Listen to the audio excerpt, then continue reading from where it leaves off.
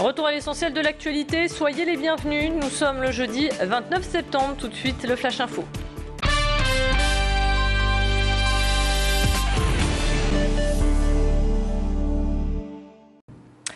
Des questions restent toujours sans réponse dans le nouveau drame de la Deûle. Lloyd Andrieux est la 4e personne repêchée dans le canal.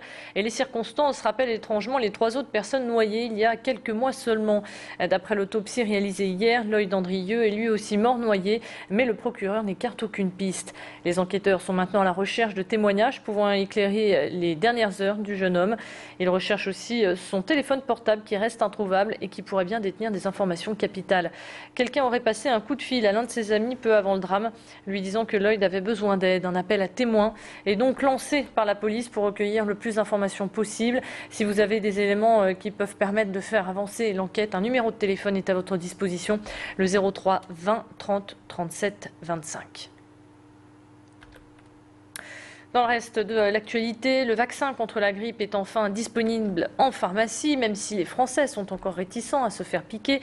Sachez que la prise en charge est 100% gratuite. Après le flop de l'année dernière, l'objectif des autorités sanitaires est de vacciner 75% de la population dite à risque, c'est-à-dire les personnes de plus de 65 ans, les personnels travaillant dans la santé et les femmes enceintes à partir du 2e trimestre de grossesse, ainsi que les personnes obèses.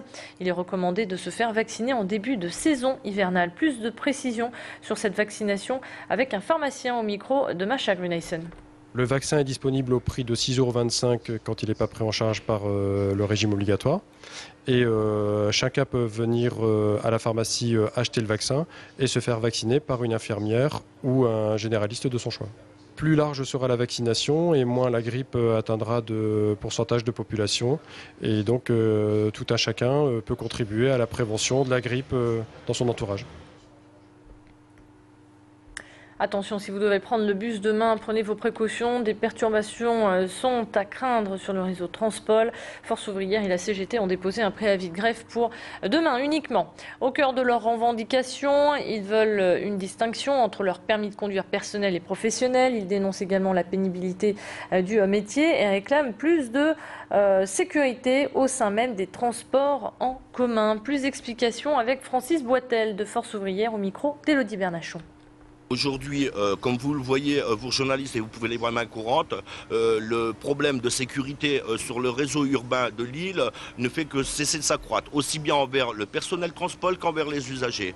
Et aujourd'hui, tout le monde se décharge de ses responsabilités. Alors je ne ciblerai pas d'un côté ou quoi, moi je dis, messieurs les politiques, à un moment, vous déléguez un contrat, vous devez donner les moyens. Messieurs de l'État qui dirigent à l'heure actuelle, vous avez le devoir du pouvoir régalien et de faire assurer la sécurisation. Et c'est pas en retirant 18 000 postes de policiers comme il est prévu, qu'on va aujourd'hui pouvoir assurer la sécurisation du réseau. Donc nous, on demande des moyens supplémentaires sur le réseau, qu'ils viennent de l'État et aussi en local. Les prévisions du trafic pour le moment sont les suivantes. Des perturbations sont à attendre pour les réseaux urbains. En ce qui concerne les tramways et les métros, ils devraient circuler normalement. On poursuit l'actualité et on va parler de sport avec du cyclisme et la 71e édition du circuit franco-belge qui s'appelle désormais Tour de Wallonie-Picarde. Plus de 200 coureurs ont pris le départ cet après-midi depuis Moucron pour arriver dimanche à Tournai. Une belle balade de 179 km. Alors même si le nom a changé, l'épreuve elle reste la même. On retrouve cette année de belles affiches. Adam Blyth, le tenant du titre, mais aussi l'Espagnol Juan Antonio Flecha et Adrien Petit, vice-champion du monde espoir. Il nous donne d'ailleurs, le Français, ses objectifs au micro de Bertrand Tang. C'est une course qui va me convenir. Je l'ai faite l'année dernière en tant que stagiaire. C'est souvent des arrivées au sprint. Bon, il y a toujours des bonnes équipes présentes au départ, donc ça va être difficile. Mais bon, là, les conditions elles sont bonnes. Je pense que ça va être une course assez calme, donc on verra dans le final comment ça va se passer. Et l'étape demain reliera Menin à Poperinghe, soit un peu plus de 159 km à parcourir rien qu'à la force des jambes. Et on termine avec la page cinéma, mesdames, vous allez être ravis. Le beau Benoît Magimel est de passage sur la métropole lilloise. Il sera au Kinépolis de l'Homme à 20h pour la présentation du film Force spéciale. L'acteur ne vient pas seul. Raphaël Personnaz, Marius et le réalisateur Stéphane Ribojad montreront également les marches du complexe pour une avant-première inédite. Force spéciale raconte l'histoire d'une journaliste enlevée par des talibans et menacée de mort. Dans une opération de la dernière chance, une unité d'élite va tout faire pour la sauver. Un film d'action avec de nombreux rebondissements à couper le souffle. Alors pour se mettre dans la peau du personnage, l'acteur Benoît Magimel a suivi un entraînement intensif du côté de Lorient. Il nous en parle justement au micro de Macha Kuneisen. On est parti faire une formation à Lorient chez les commandos qui nous ont accueillis. On s'est retrouvés, on est arrivé un peu comme des touristes avec nos lunettes de soleil. Et quand on est arrivé, on pensait qu'on allait dormir à l'hôtel. En fait, non, on dormait dans une chambrée à 8, voilà, dans un dortoir. On prenait les douches collectives. Voilà, on se retrouvait un peu pour ceux qui avaient fait leur service ou ceux qui ont fait du sport de haut niveau, voilà, dans des chambrées. Donc c'était plutôt amusant, quoi. C'est plutôt drôle.